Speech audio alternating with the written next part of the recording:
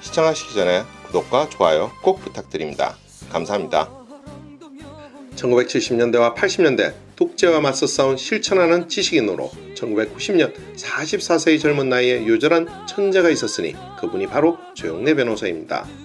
전태일 평정과 1986년 부천 성고문 사건 변론으로 잘 알려진 그분에 대해 당시 부천 성고문 사건의 피해자이셨던 권인숙 더불어민주당 의원은 실용적이고 가장 타당한 도덕적 기준 외에 병심이나 명예요, 고정관념에서 빚어지는 군더더기들은 단칼에 잘라내는 분이었다라고 그를 추억했습니다.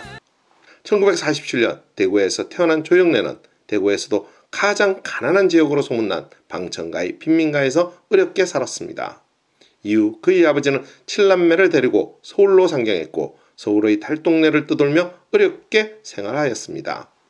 그런 환경 속에서도 빛난 그의 천재성은 남달랐습니다. 경기중과 경기고를 거쳐 서울대 전체 수석으로 서울대 법대에 입학한 것입니다. 거기에 중학교 때부터 한자로 가득한 불경을 읽기 시작했고 사법시험 1차 영어 문제집을 직접 쓸 정도로 영어 실력도 탁월했습니다. 우리나라 수재들이 모인다는 경기고등학교 시절에도 그는 죽으라고 공부만 하는 그런 학생이 아니었습니다. 당시 서울시내 고등학생들로 구성된 불교 학생회인 룸비니에서 활동하였고 대입 준비에 전념해야 할 3학년 재학 중에는 한일 회담 반대 시위를 하다가 정학 처분을 받기도 했습니다. 그럼에도 수석 졸업을 했고 서울대 전체 수석으로 법대에 진학한 것입니다. 대학 진학 후에도 그는 변하지 않았습니다. 1969년 졸업할 때까지 한일 회담 반대, 삼성 재벌 밀수 규탄, 6.7 부정선거 규탄, 삼성 개헌 반대, 교련 반대, 공명선거 쟁취 등 학생운동을 주도하며 항상 독재자의 반대편에 서 있었던 것입니다. 사법시험을 준비하던 1970년 11월 전태일 열사의 분신 소식을 듣자 그는 책을 듣고 바로 장례식장으로 달려갔습니다. 그리고 그는 서울법대 학생장을 주선하고 시국 선언문을 썼습니다. 초등학교도 제대로 나오지 못한 노동자 전태일은 암담한 노동현실의 근본 원인은 근로기준법이 준수되지 않았기 때문이라는 것을 깨달았습니다. 하지만 그가 구한 근로기준법 해설서는 한자로 가득했고 그래서 그는 입버릇처럼 대학생 친구가 하나 있었으면 원이 없겠다는 말을 했다고 합니다. 청년 전태일이 죽고 난 뒤였지만 그래도 전태일은 그토록 원했던 대학생 친구를 얻게 된 것입니다. 이듬해인 1971년 2월 그는 사법시험에 합격하였고 이런 다짐을 합니다. 어떤 경우에도 조금이라도 권력을 가진 자의 우월함을 나타내거나 상대방을 위축시켜 피굴하게 만들지 않겠다. 다른 것 다 못하더라도 이것만 해낼 수 있다면 좋겠다. 하지만 그는 사법연수원 재학 중인 1971년 10월에 서울대생 내란 음모 사건으로 구속돼 1년 6개월 옥살이를 하였고 또다시 민천학년 사건으로 수배되어 6년 가까이 피신생활을 하였습니다. 그리고 그는 도피 중 생전에 단 한 번도 만나지 못한 전태일의 죽음을 기록하는 데 몰두했습니다. 3년 동안 청계천 일대를 누비며 전태일의 발자취를 쫓아 그에 대한 이야기를 집필한 것입니다. 원고는 완성되었지만 출판은 쉽지 않았습니다. 우여곡절 끝에 1983년에야 어느 청년 노동자의 삶과 죽음이란 제목의 작가 미명으로 국내에서 출판되었습니다. 당연히 전두환 정권은 이 책의 판매를 금지했고 그래서 이 책은 서점을 통해서가 아니라 노동운동단체, 종교단체, 노동조합 등을 통해 판매되었습니다.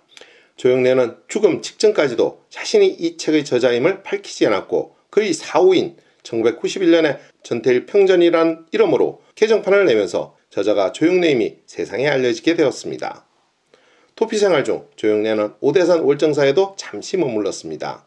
이곳에서 월정사 조실 탄화 스님을 만났고 스님으로부터 불교 경전의 가르침을 받기도 했습니다. 그리고 잘 알려지지 않은 일화로 스님이 계시지 않을 때 불자들이 이곳을 찾으면 그 자리에서 가사와 장삼을 입고 연부를 해주기도 하였다고 합니다.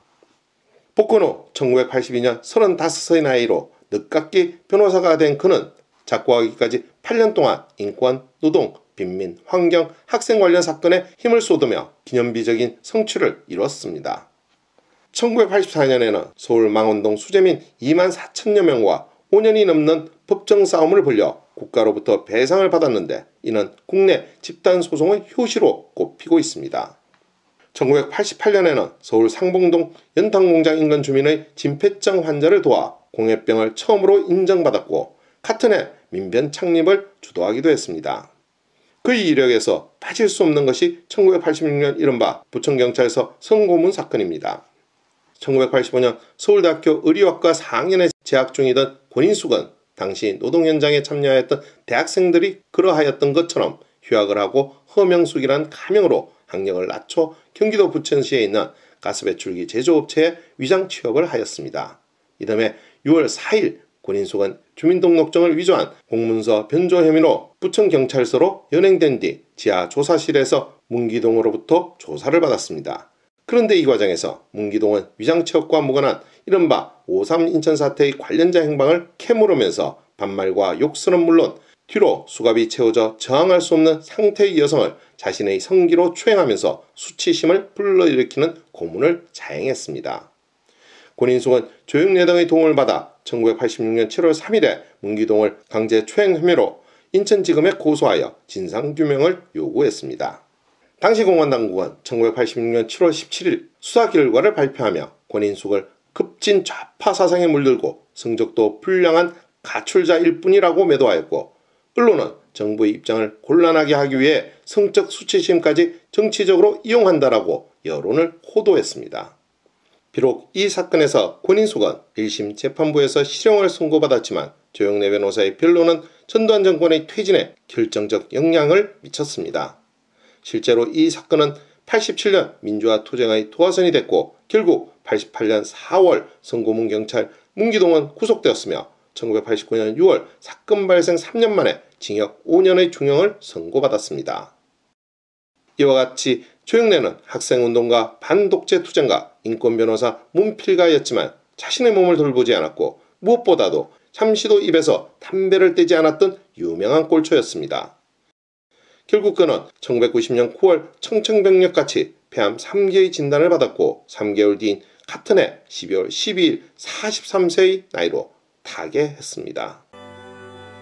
아빠는 내가 이 건물처럼 높아지기를 바라지는 않는다.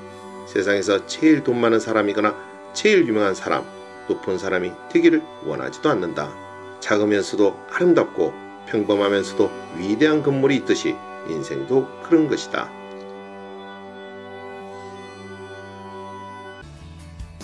오늘의 이야기는 여기까지입니다. 더 좋은 이야기로 찾아뵐 수 있도록 구독과 좋아요 꼭 부탁드립니다.